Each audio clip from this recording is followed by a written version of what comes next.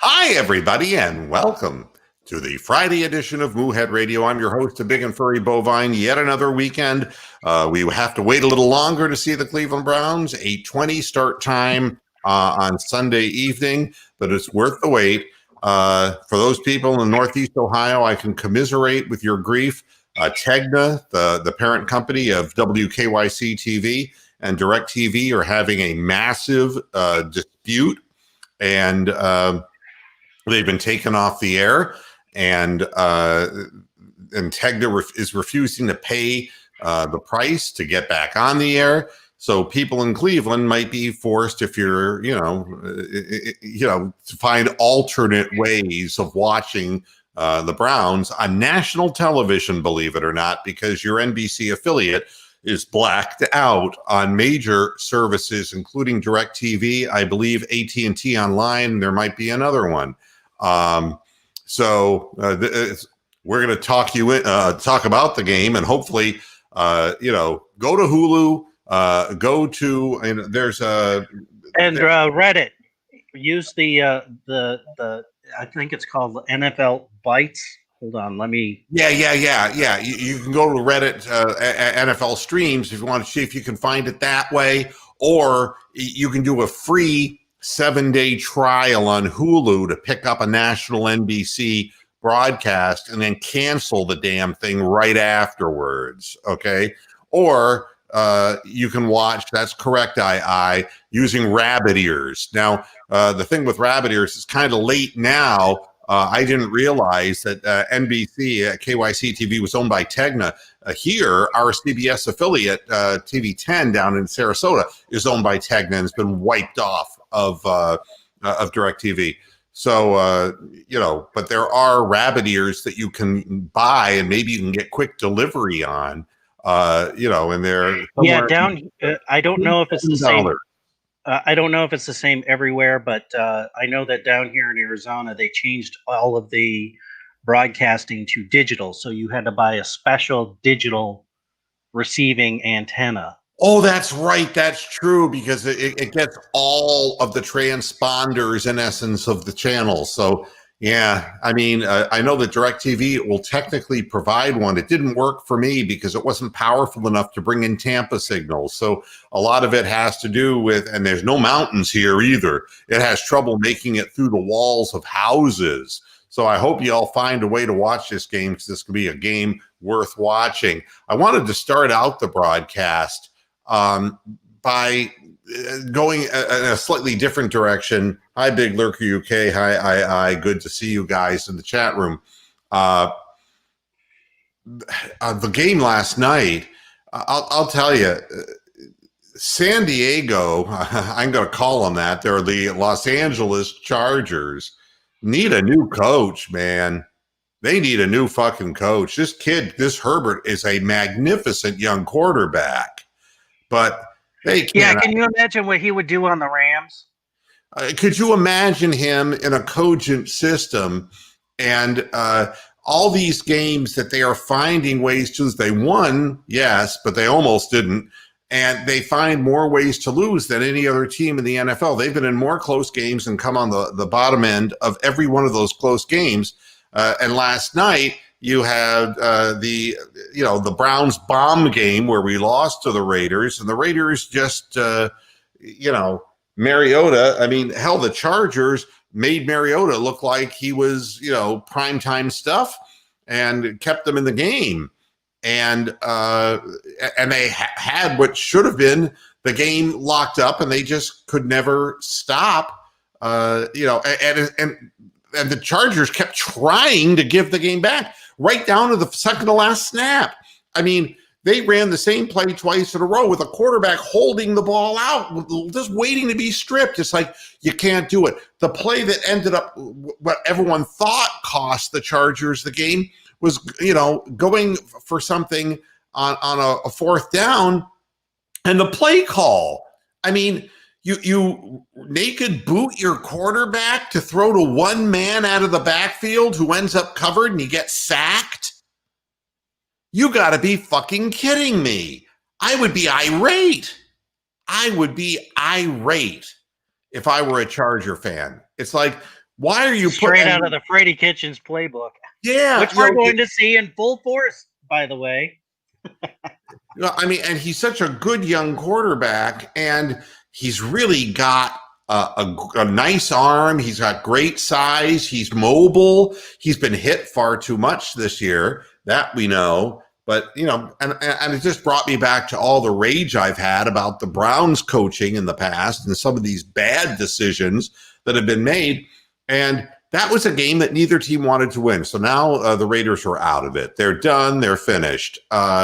So, you know, congratulations to the Chargers. You need a new coach. You need a guy who is an offensive-minded guy, because it's not like your defense is doing shit for the Chargers. And for the Raiders, I mean, you're bringing in Rod Marinelli. That's going to save your defense. Old hard-headed old man Marinelli, the guy who ran the Lions into the shitter.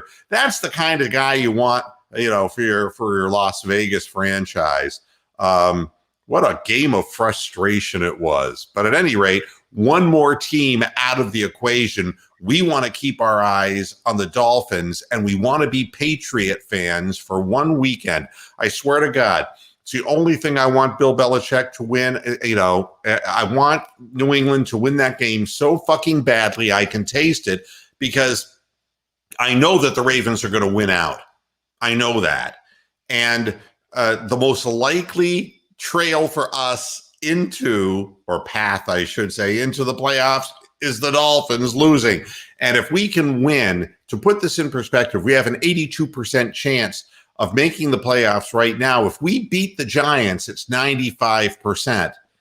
But if the Dolphins then lose to the Patriots, and we'll know that when we hit the field, if they lose, that could push us right into the playoffs, which would just be awesome.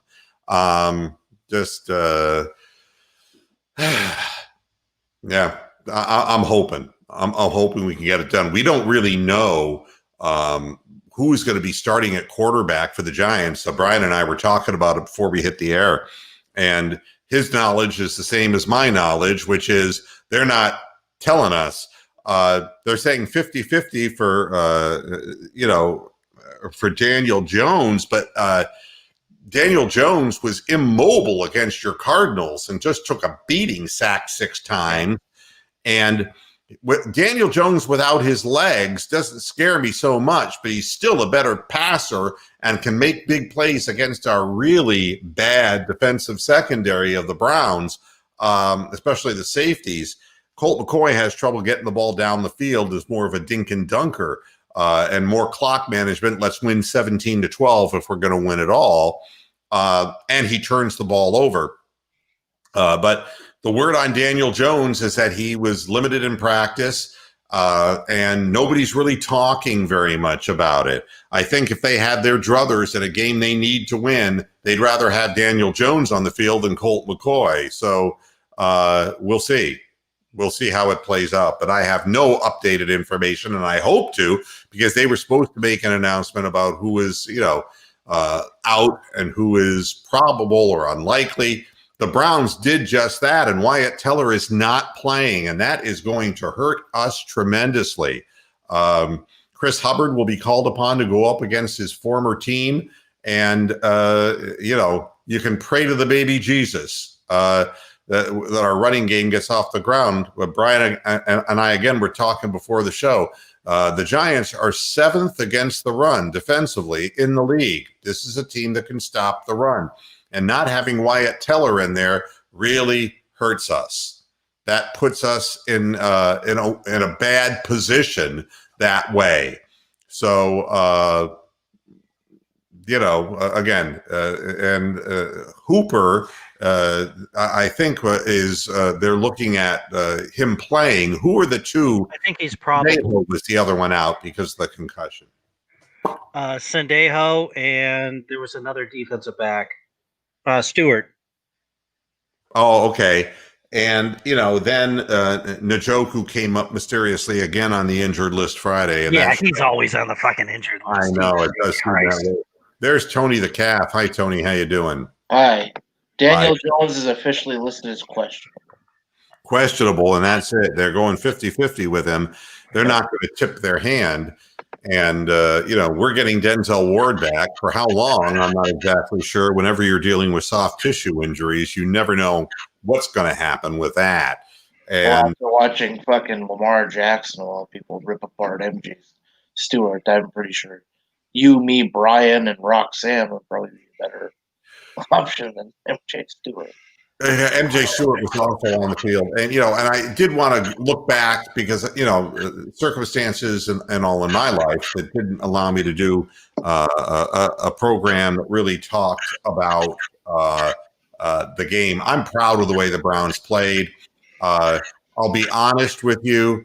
I didn't think they had the fortitude, and I thought that they would back down to the Ravens as they have in the past. But I'll be honest with you. At the end of the game, the Ravens defense had quit. They were exhausted and they'd quit. And, the fact that the Browns just gave up that big play for the one play that, Lamar came in after taking a shit. Yeah, well, he didn't take a shit. I mean, I don't, I know what everyone's saying, but the fact of the matter is he came back into the game on a 4th and 5, and you just don't give that ball up. I mean, I don't understand how shit like that happens, but it happens in the Browns secondary on a regular basis. But the fact is that would have been the absolute nail in the coffin for any Browns team that I've been watching in the last 20 years, but it wasn't. Baker Mayfield actually took him down the field too quickly, people would argue. Yeah, you called me a troll for that, but that they gave Lamar Jackson way too much time. Well, I mean, and they talked to Stefanski about that, and his response, the question was, I didn't think an out in the flat to Kareem Hunt was going to be a scoring for a fucking 35-yard touchdown. But they were gassed. They quit. Their defense quit. And this tells me something about the Ravens. Don't put your money on them in the playoffs. They're a bunch of bow wow. Bow wow. Bow wow. They got no heart. Because in the end, and I'm not going to say that about Lamar Jackson, that defense, and that's what they built themselves up about, gave up 42 points to the Cleveland Browns. And I didn't think it was possible for the Browns to score 42 points against the Colts in 2 games, let alone in 1. And they're very lucky that they have a kicker that could hit it from probably about fucking 90. That kick would be easily from 63 yards. Oh, yeah. So, but you knew the second he came in. And Mark Lewis, we're going to talk about that in just a second. The Marcus Peters incident and the J.K. Dobbins. Yeah. Yeah, the Parkey thing, people said that his eyes looked funny. And I noted the same thing before he missed that first kick. He had this vague look in his face. Honest to God, that's going to come back and bite you in the ass. That guy's a choker. I don't think that he's, and I felt this way about him for some time. And it only reaffirmed my suspicions that he's got the yips when these games are on the line, and you can't afford that. And you saw what a great kicker will do in the same kind of situation on a harder kick. So what was the other thing you wanted to talk about, Brian? Oh, the 2 Ravens going kind of off the reservation. Supposedly spitting at Jarvis Landry. It wasn't supposedly. He spit at him. And if you really blow up the video, you can see him spit. And the fact of the matter is that that's a perfect example of what I talked about before the game, which is what the Ravens do. They do something that nobody's going to catch. And, and if you happen to catch it, and they do it to a guy like Jarvis Landry, who is a very emotional player, they get the guy who, comes back at them, the retaliation, and they get the 15-yard penalty. They've been doing it to us for years, and they tried it again, and it didn't fucking work this time, except after the fact. We find out the truth. And I want them. I want that team bad. Let's make the playoffs, and let's go head-to-head with them and just rip their nutsack out. Because, it's a good – I'm glad that somebody had the video going when that type of thing happens, because most of these penalties that you see on teams that are not winning teams historically are retaliation things. Something happens prior to. So I thought that was really crappy. And what was the other thing you want to talk about, Brian? The J.K. Dobbins tweet. Mary Kay Cabbage for Brains, for those who don't know, tweeted that Andrew Sandejo was going to be out with concussion protocol. And J.K. Dobbins decided to say, well, next time he should bring his big boy pants. So, as far as I'm concerned, they did. This coaching staff is way too milquetoast to do this. But I would coach them and tell them, I don't care what the fucking league finds you. You go out and you hurt the fuck out of those two assholes. You take them out of the goddamn game. You break their fucking legs. You break their arm. You break their fucking neck. You do whatever it takes to get them the fuck out of the game.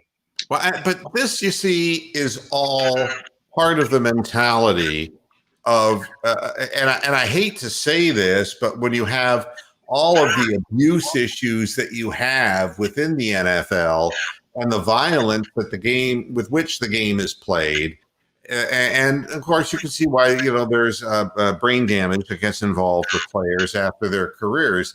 Sandejo did the best he could under the circumstances, but lean and the angle was such, and he got blown to smithereens. It happens. I don't think that a player should ever taunt like that after the fact, or if a guy's hurt and he has a head injury, that they should be victimized a second time with that kind of a posting. But the fact of the matter is that I don't expect more from the teams in our division. They're trying to hold tight to the power, their base of power, and their time is coming to an end. The Cleveland Browns will be defeating these teams twice a year in no time flat. We just got to have defense on the field. If we had any kind of defense, I mean, when you really look at the game that we just got done playing, and I hate to, I want to look ahead, and we'll be looking ahead in just a minute here about the Giants. But for God's sakes, if you got to make a play, and it's like, how many plays did the offense make? How many plays, and to get us back into the damn game? And the defense could not make it, not only the 4th and 5, but allowing him to throw the ball to wide open guys. Whatever happened to the middle coverage that we were so successfully running against Lamar earlier in the game, where we were covering men cutting across the middle, because that's all he throws to. He can't throw a sidelines pass. He throws like a girl, for God's sakes. He can't throw a sideline pattern. We're shit. He's throwing to Mark Andrews in the middle of the field, and we're letting him do it. The defense just blew it, plain and simple. And it's not for a lack of trying. It's a lack of ability. I love the fact that the Browns hung in this game and showed their resiliency after that Marquise Brown touchdown to get right back into the game. And the fact that they scored too quickly, that's the defense, man. The defense has 1 minute and 4 seconds to stop somebody. And if they can't do it, fuck them. They're not professionals. But the team had the heart. I saw that team scratching and clawing. My Cleveland Browns, this is a new Cleveland Browns, and you best believe that Baker Mayfield can play the quarterback position. He ripped them a new asshole. And I just hope that we can continue on this plane moving upward, because we're going to need it in the next 3 games in the biggest, baddest kind of way. Hey, Bob Schuster Music, how you doing, buddy? Yeah, I'm positive, and it isn't just the results this season. Say, well, he threw for this many yards, so of course he's going to be positive. It was the scrap. It was the desire. It was going for it and converting on 4th downs. It was Baker just coming out of the pocket definitively and scrambling for the end zone and not even questioning, hurling his body into the end zone. It was just a series of things where the guys and the offensive line just ate them alive. They quit. They quit. And they know it. And Peters knows it. And Harbaugh knows it. The whole fucking team, Wink Martindale and his game show licking ass. He knows it. They all know. Defensively, they screwed the pooch and they're exposed. The reason that Kansas City is their kryptonite, they got no fucking defense. The Emperor wears no clothes. That's the Baltimore Ravens. Fuck them. And Jake, and they can't do anything with Tyreek Hill. No. I mean, just like nobody can really do anything with Lamar when he's on roll. Nobody can do. They can't do anything to stop a Tyreek Hill or Travis Kelce. Well, we were covering. You didn't hear Andrews for shit in the first 3 quarters until the very end. You didn't even hear his name called. We did a great job. I don't know what happened. Yeah, he only had like 7 passes. Everything else was a run. I honestly don't think that we did a bad job on the tight end. I don't. I think at the end we did. We just let them, for some reason, it's like we went into a fucking prevent defense and left the middle wide open. I don't know what it all was all about. I can't tell you. Ask Joe Woods what the fuck it was all about. I don't know. So at any rate, and look, the second Bronc that Parkey missed the field goal for the Bears and credited his Lord and Savior Jesus Christ in the process of trying to explain to fans why he really wasn't concerned about the miss, that guy's a fucking psychobabbler, a fucking psychobabbler. I mean, I don't want somebody who's making up goddamn delusional explanations like that. I watch Matt Barr steady as a rock. I watch Phil Dawson steady as a rock. And I know a guy. What about fucking Morton Anderson and what the hell was the guy for Kansas City? Nick Lowry. Yeah, I mean they kicked into their fucking early 40s. Yeah, you either got it mentally or you don't. I mean, Don Cockroft for the Browns before, and then Lou Groza before that. We've had some great kickers in Cleveland, and I never worried about Phil Dawson. Phil Dawson was going to come in, and he was just steady as steady could be, man. And Matt Barr was really, I mean, he didn't have as big a leg, Matt Barr, but God was he accurate. And boy, he had nerves of steel. I'd even settle for fucking Chris Barr from the Raiders. Yeah, but Parkey, no, yeah, he's weak. He's mentally weak. And hey, Brock, Mark Mosley can still kick a 40-yard field goal, by the way. Except against the Jets the first time around. Yeah. Yeah, but that was bad weather. It was bad weather. We'll give him that. And now we have to confront Freddie Kitchens, who's going to be calling the plays. It's almost like they want this somehow to become a morality play. And the press is picking up the beat by bringing up the fact that Jarvis Landry was not opposed to the termination of Freddie Kitchens. But believe me, Jarvis Landry didn't fire Freddie Kitchens. We know who fired Freddie Kitchens. Freddie Kitchens fired Freddie Kitchens. But the thing is, now they're going to try to whip this up into some kind of frenzy. They're talking to Freddie Kitchens in a press conference. I mean, since when does the fucking tight ends coach get his own little press conference? And he says this about Baker Mayfield, which just throws me absolutely, it's just crazy. Kitchens noted that Mayfield is doing one important thing that he didn't do last season when Kitchens was calling the plays.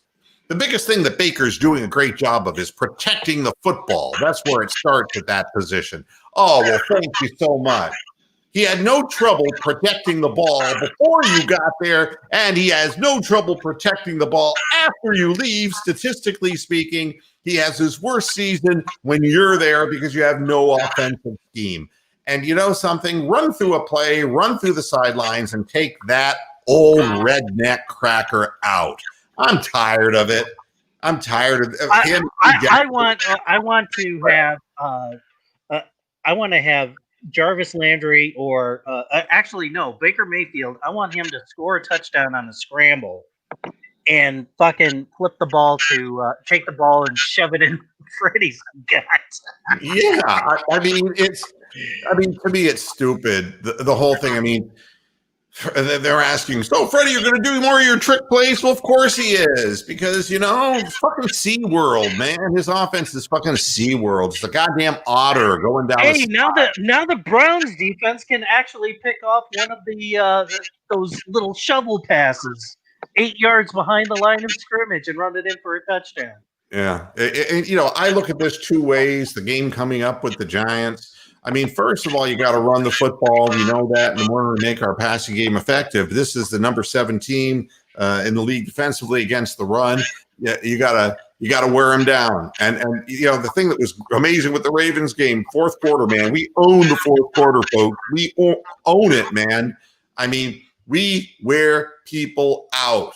We're maulers, man. We got big maulers on our front offensive line, and that's what you want to do. You want to keep working them until they just fucking say uncle.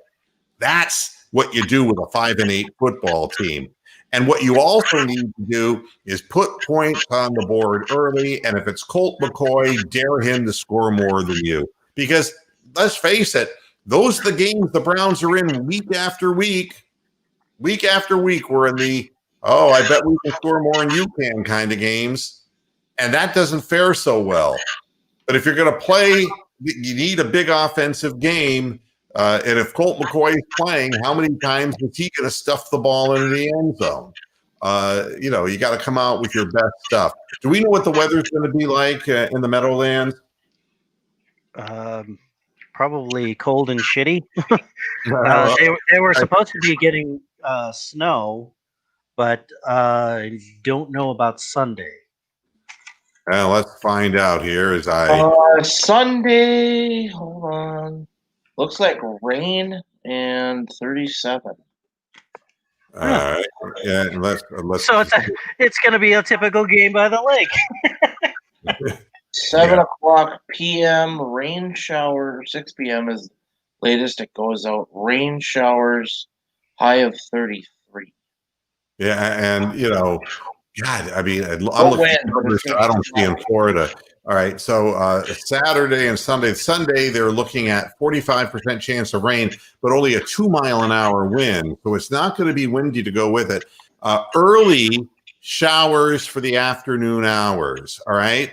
But by the time you're playing at night, it's going to go down to 34 with a 37% chance. A few showers early at night with overcast skies late. Winds light and variable. So the passing game should not be affected at 34 degrees and a 2 to 4 mile an hour wind. All right. And you need, if you're the Browns, you really seriously need to be able to move the ball that way. And you got to keep them off balance. And that's what makes the running game so effective, and the passing game, is that you eventually just wear these people down. And you just keep subbing in Hunt and Chubb. And that's, and that's that. This isn't, if it's Daniel Jones that plays, you got to really get into his face. You got to force him and flush him out of the pocket, because he's not a good on the run throw. He reminds me a lot of Joe Flacco, a guy who doesn't play well out of the pocket. He can run, which Flacco could not do. But if you make him throw off his back foot or get him scrambling and moving, unlike Baker, who seems to actually improve in accuracy when he's sprinting out, especially toward his left, which is really kind of an odd scenario for a right-handed quarterback. Daniel Jones, from what I've seen of him, is not a great thrower on the run. He's more of a pocket guy who will scramble out of the pocket and hurt you. But if he is recovering from a hamstring pull and an ankle sprain, you can run him down. That's what happened again. They lost 27-6 to the Cardinals because he's crippled. He couldn't move. and Colt McCoy can't move either, and he's short. So with Colt McCoy, it's collapse the goddamn pocket too. Collapse the pocket, and if he's running and scrambling for his life, that's fine. He's 34 years old now. I'm all for that.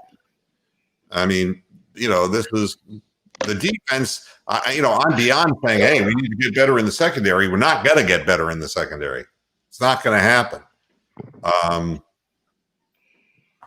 You got to win with your defensive line. You got to stop the running game, and then you have to get pressure on the quarterback. And in regards to that, Myles Garrett is saying that COVID is still weakening him. He's still doing breathing exercises. He's been seeing, and we saw that he gets gassed before. His respiratory system, my goodness, is probably taxed. Yeah, it lingers. I was walking through Mall of America today, and I was exhausted. Normally, I'm not. Yeah, and Myles Garrett is saying the same thing. That he does not have the burst. So we're again going to need help from Olivier Vernon, and we need help from Claiborne coming off the bench. We need Sheldon Richardson. We need everybody to get their ass out there and get after the quarterback. If it's an immobile Daniel Jones or an immobile Colt McCoy. The fact is, with Colt McCoy, it's even more important to just collapse that pocket, back down passes, or obscure his vision, because he will make mistakes. Colt McCoy will throw interceptions. Even in the game that he won 17-12, he threw a pick. He will make mistakes. So that's kind of, Who's starting at safety? Is Sendejo playing, or is it? No, Sendejo's out with a concussion. I mean, it's probably Sheldrick Redwine who's going to have to step up because he's coming off of the injury there. So, it's a challenge. Everything is a challenge, For the Cleveland Browns, I think everyone's of the agreement. You got to win 11 games. That means you got to win 2 of your last 3, and you got to win this week, man. You got to go in and make a statement here coming off of the Baltimore game. And I have more confidence that this team has resilience and will do so. And get yourselves up to 10-4. Then you have 2 games ahead of you, and one of them against a team that hasn't won and wants to go ahead and lose the rest of their games to get the overall 1 pick, even though Lawrence probably won't want to go there and pull Elway. Who could blame him? And then you have the Steelers, who don't have to win anymore in the final week.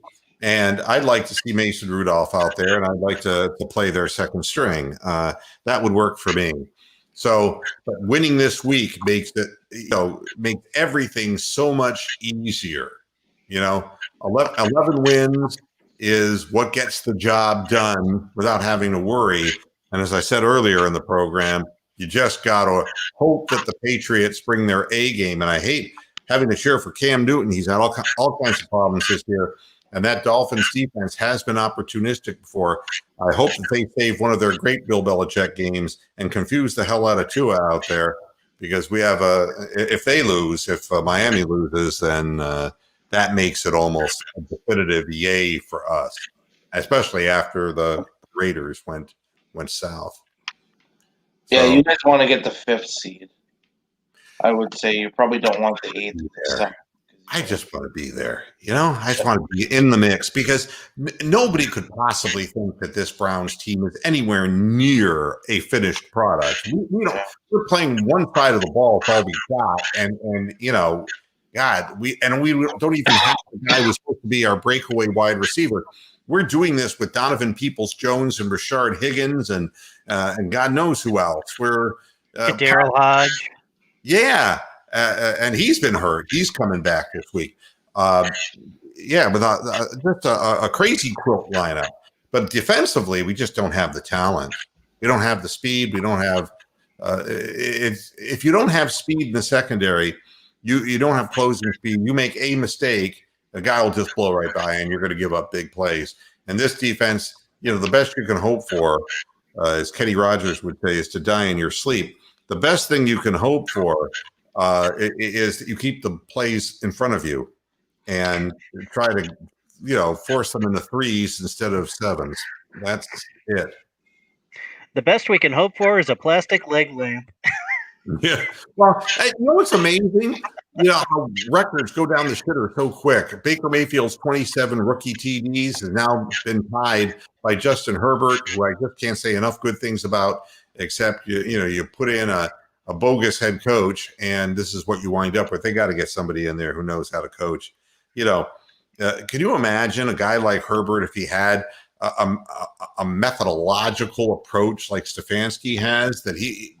I mean, my goodness, Herbert's just got the presence of, it's like watching Troy Aikman, or it's like watching a guy who's got the size, the arm, but he's reading things quick for a guy who wasn't supposed to play this year. It's remarkable, just remarkable. And who had question marks coming into the draft. Yeah. I mean, it like wasn't Hart. People talked about him, but he wasn't the one by any stretch of the imagination. So a lot of guys questioned his heart, whether he really wanted to play football or whether he was just kind of going through the motions. Who was the guy your Cardinals were playing over there? Who was the guy? The guy from UCLA. Josh Rosenstein. The Jewish guy. Yeah, Rosenstein. Rosen, yeah. Oh my goodness. I mean, there's an example of a player who just obviously, and that was the question on him, was whether he really wanted to do it or not. And but no, this has not been the case with Herbert. He's really proven to be, in my mind, I look at the quarterbacks and he's the best of the young ones. Because if you can get him protected and keep him healthy, he's getting hit too much. But if you can keep him healthy, I mean, anybody in that front office has to know you gotta get an offensive line in there that can do a job and mix in a running game. Kid's throwing far too much, he's getting hit in the backfield far too much. But gosh almighty, this guy could have a really big, long career if he stays healthy. I'm really impressed with him. And I've watched the young quarterbacks play, and he's the one who stands out most to me because he's reading the field. His eyes are moving. He's confident. The pass he threw at the end of the game that got them down to the goal line that they almost blew in the end was a beautiful throw, 53 yards, I believe.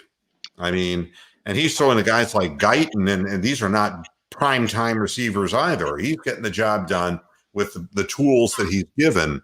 So I'm just impressed with that. Denzel Ward coming back. That's a big story in Cleveland. Who is the big receiver on the Giants? Who's the guy who he's going to shut down? Golden Tate? No. Probably Tate. Gallman. Gallman's a running back. Sterling Shepard. But he runs a lot of patterns. Yeah. Sterling Shepard, Darius Slayton. I think you might be talking about Slayton.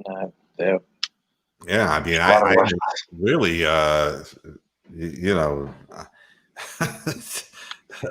going to look something up. I think they have Golden Tate at least. I don't follow the Giants as closely. I'm thinking, but they've gotten themselves positioned where they have a chance. Of course, it's the roulette wheel of fortune in the NFC East. I mean, I don't, I'm looking at their passing game here, receiving. Darius Slayton has caught 42 passes for an average of 15 yards. Evan Ingram, the tight end. Ingram is 10.5 yards a carry with 50 receptions. Sterling Shepard has 45. So the ball's being spread around between the two wide receivers and the tight end. Golden Tate is there. You're right, Tony. 33 out of 49. He's more of a possession guy at 11.4 yards per catch. And then you've got, Deion Lewis, who is kind of like Duke Johnson was. So realistically, they don't have a guy, who's a big, deep threat in all of this who stands out, because Golden Tate was never a big time deep threat. The tight end, has caught the longest pass that they've had this year, 53 yards, and Darius Slayton then along with 41. So it's got to be a team effort. It's got to be a team effort. As far as their running game is concerned, Wayne Gallman is their guy, and he's averaging 4.6 yards per carry. And besides that, Daniel Jones averages 7.3. Their backup running back Alfred Morris has gained 183 yards. Gallman 561. So in the end, Daniel Jones is thrown for 2,462 yards. He's not doing badly. It's about 62.5% completions, but an average of 6.4 yards per completion, not great. And he has an overall rating of 78, but he's been sacked 37 times. And that's the most part with a good leg. Okay. So, I always look at the plus minus on sacks and look at their defense. And I say, okay, how many sacks have they had? And the answer is 33. And they're a -4 on the season, but they do have people who can rush the quarterback. So beware the bear. Dalvin Tomlinson, of course, Leonard Williams is the man. He's the guy who, the straw that stirs the drink there. It's 8.5 sacks. So that's who you got to block. And I just hope that Chris Hubbard is not standing over him very much. So, I don't want to get too stat heavy with this, but, if it's Colt McCoy, you better put up points. Assure yourself of, getting this. I think 20 in the first half should do it. Well, it will definitely change the way they go about things. But they'll come out in a hurry up. You know how that goes too. That's been kicking our ass all year long. So, and people forget that Olivier Vernon was a former Giant. And so, he gets an opportunity to come back and say, hey, I got something to show you. He's been playing for 9 years, and this is a great opportunity for him to go back to New York and become the conquering hero. And he's done well lately. He's really helped our defensive line while Myles Garrett has either been absent or slowed down by the virus. So that's very important as well. What I want to do is I want to go over, and we'll start with Tony, what you see the score of this game. I think it'll be 34-13 Browns. Yeah, let's hope. Brian?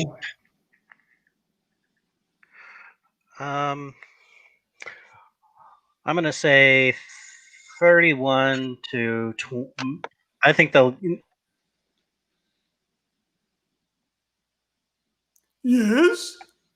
Brian? We didn't hear you. I'm sorry. Oh, am I muted? What's going on? We were just cutting in and out. Cut out for some reason. Oh, it was said Browns 31, Giants 20. Okay. And for me, I'm saying the Browns will win 27-17. The 27, we're going to get 4 touchdowns, but Parkey will miss an extra point. Sorry. We're going to have plenty of time to make Freddie Kitchens jokes after this game, I hope. And Goodson is going to be on the field. Thank you, Tom. We have some guys coming back. It's just the one big miss. I hate Wyatt Teller being out again. Wyatt Teller has just been when he's on the field, we just maul everybody, man. We got a good offensive line.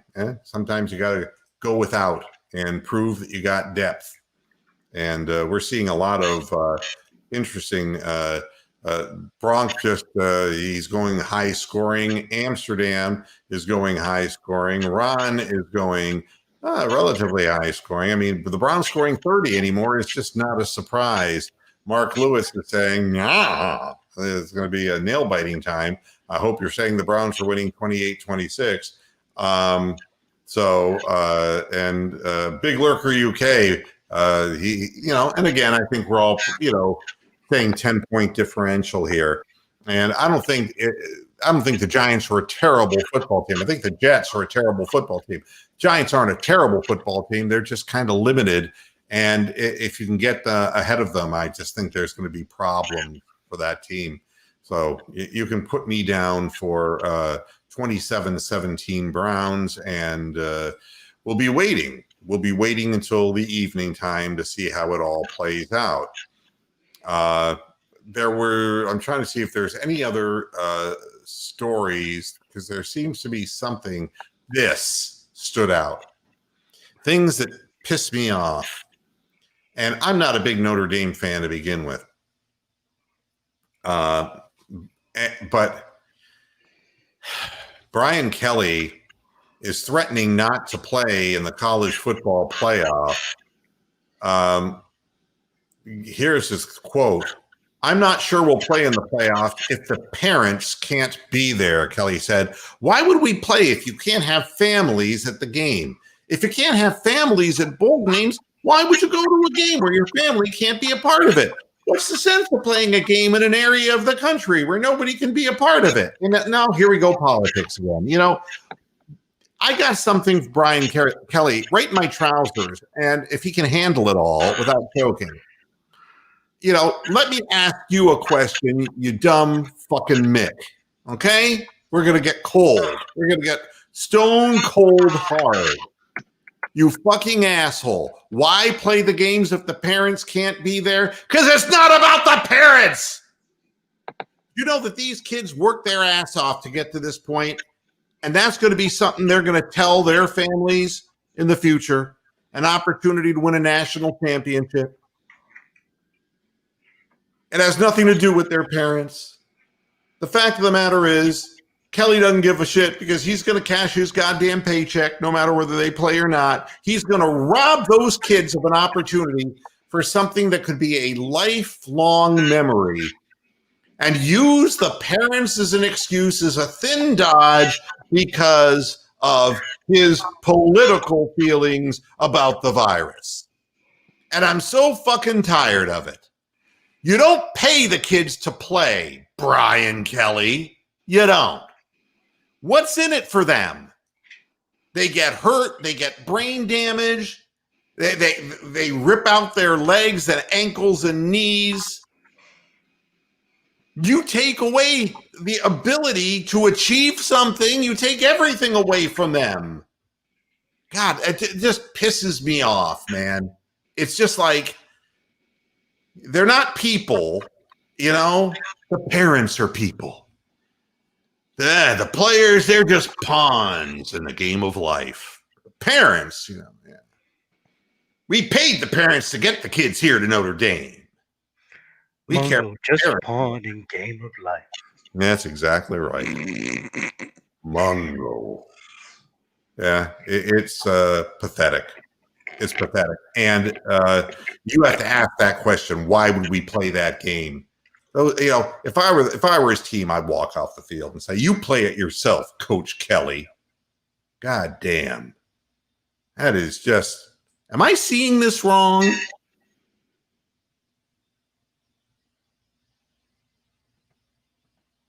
Hello? I didn't know if you were looking at something on the screen or not. No, I'm okay. You got so you're just asking out, thinking out loud. All right. Yeah. No, because here's the deal. The TV's going to get the money. The NCAA is going to get the money. Brian Kelly's going to get his money. The kids and the parents don't get really anything. They have to buy their own merchandise. They have to buy whatever.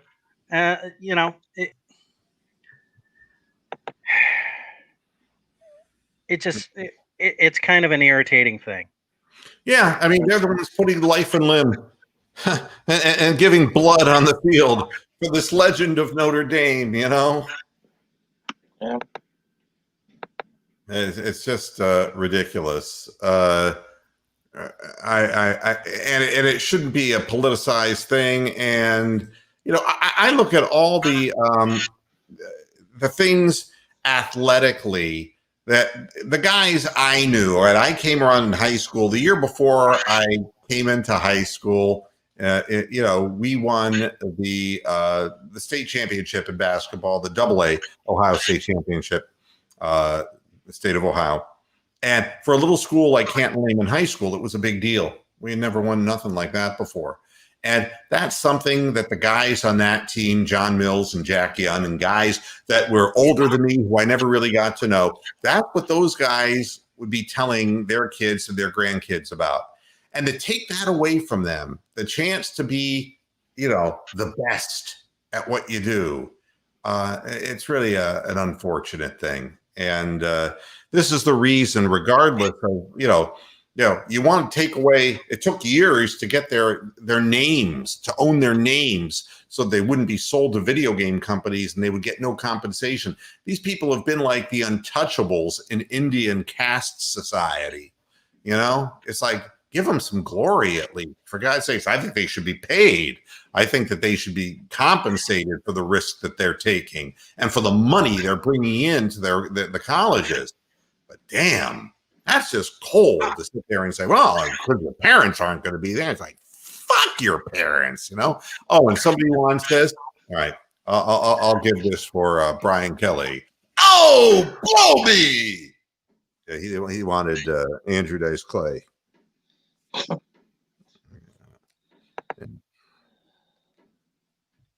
Unreal. And let's see if there's anything else. Oh, for Cavalier fans, Kevin Love, we don't know whether he's going to play the opener. The Cavaliers are on tonight at 7:30, their final preseason game. I'll tell you something. This Okoro kid can play basketball. He's number 5 pick. And when I was reading about him, it's like, that's what we need. An undersized 3 who doesn't shoot all that well. His shot is not as broken as advertised, and he's got some strength to finish at the rim. I'm pretty impressed with the young man coming out with such little experience. And Darius Garland has gotten into better shape, looks smoother on the floor. We haven't even had a Colin Sexton sighting because of an ankle problem that has prevented him from playing in any of the preseason games. And Kevin Love, with the exception of the beginning of the first game, hasn't played at all. We've gotten a good long look at a lot of young players, and the Cavs are what the Cavs are. I mean, to be very honest with you, it ain't going to be a big exciting year, but at the same time, watching young players can be fun, and I'm watching every one of their preseason games. Because, like you said, Tony, there's more to Northeast Ohio sports than just the Browns. It's just that right now it's just so prolific that we're getting close to the playoffs, and it's always been a football town, Cleveland. But we'll be talking Cavaliers as well, and it's going to be it's a long season. God only knows it gets old quick. They sure weren't they up by like 20-something the other night against the Knicks? Yeah, well, shit the bed against Tom Thibodeau. Yeah, but you see, that's really kind of a misnomer on that because they took all of the rotational players out. And this was a game, and just like tonight's game, is going to be who's on the final roster. You have to remember, Okoro is playing his way into major minutes. Jetty Osman is a guy that we kind of keep shaking our heads at. He's another 3 who's fighting for playing time. And then Dylan Windler, who is a rookie last year but missed the whole season because of injury, he's getting out there. So we're crowded at the 3 is what it amounts to. And the point guard situation with Garland and Dante Exum, who's not my favorite player, but Dante Exum is going to be the backup point for this team. The Kevin Porter Jr. story is not a good one. He's had a lot of problems, and he has not appeared in any practice games, nor is, from what I understand, the team wanting to get into a situation where a guy who not only flipped his own car, but signs of abuse against a girlfriend. These are things that are staggeringly left-handed, similar to Delonte West. And I don't really want to get into it, except There are problems here that, and I think Kevin Porter Jr. is a fine young basketball player. Things are running deeper than I thought with this. So I don't think you're going to be seeing him. And he's not in shape. I mean, he may be in shape, but basketball shape's different than being in general physical condition. So there are people fighting for roster positions, Tony. And that particular game, we had guys like a guy named Mooney on the court, a guy named Wade, whose first name was not Dwayne.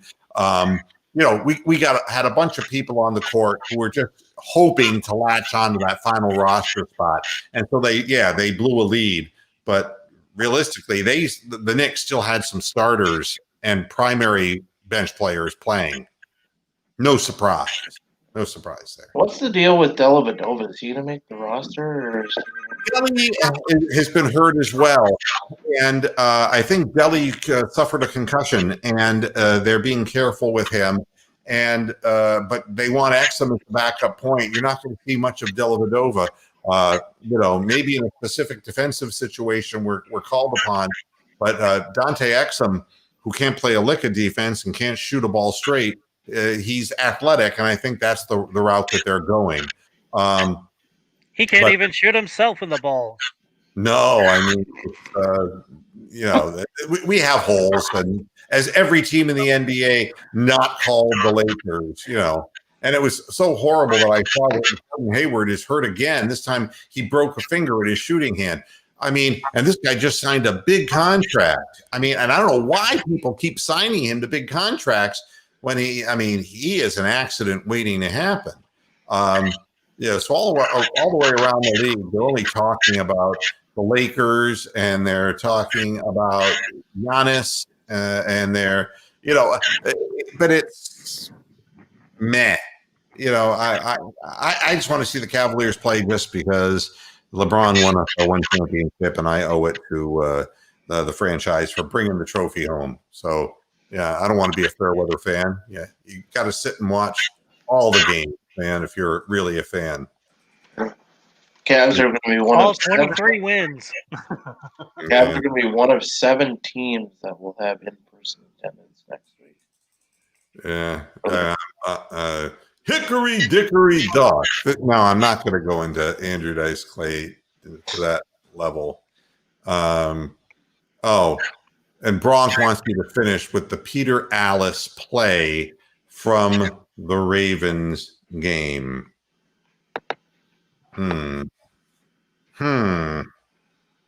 This could go in so many directions now, couldn't it? I think in the end, it'll go something like this. Oh, it's me, Peter Alice, from up in heaven. Thank God I'm here. I swear to God, if Dick Vitale makes it up here, I know it's bogus. The play of the game. 4th and 5. Man comes running out with everything but a terrible towel waving around his head. I've seen this so many times before for the Cleveland Browns. Oh. And then he winds up and throws down the field. And why? Why would you bite on a fake and look in the backfield when they only needed 5 yards for a first down and the clock was ticking? Oh, number 39. Oh, I don't even know what his name is. Who is number 39? Oh, nobody knows. Oh. He turned his back. Mitchell. That's correct. Oh, that was me on auto-tune. Oh, it was sad to watch Marquise Brown run into the end zone. Nobody could track him down. And at that moment, I said to myself, the Browns are as dead as I am. But they weren't, but they were. That's my call. There you go. The Peter Alice extended call of the game. Everybody, Browns 27-17. We're going to beat these Giants. We're going to get into the playoffs, damn it. We're going to do it. We deserve it. This team with the effort and the coaching staff, especially Stefanski, what a fantastic job he's done when you look at the last few people who tried and died. We'll be back again at halftime. I'm not doing a post-game show. A lot of things going on that I need my sleep to get up in the morning and do certain things. So you'll see me at halftime on Sunday, and I'm sure you can wait until Monday, and we'll talk about the Giants' aftermath on the Monday program. But I'll see you at halftime on Sunday. Go Browns until the halftime show. Hasta la vista, Pastor Heads. Good night.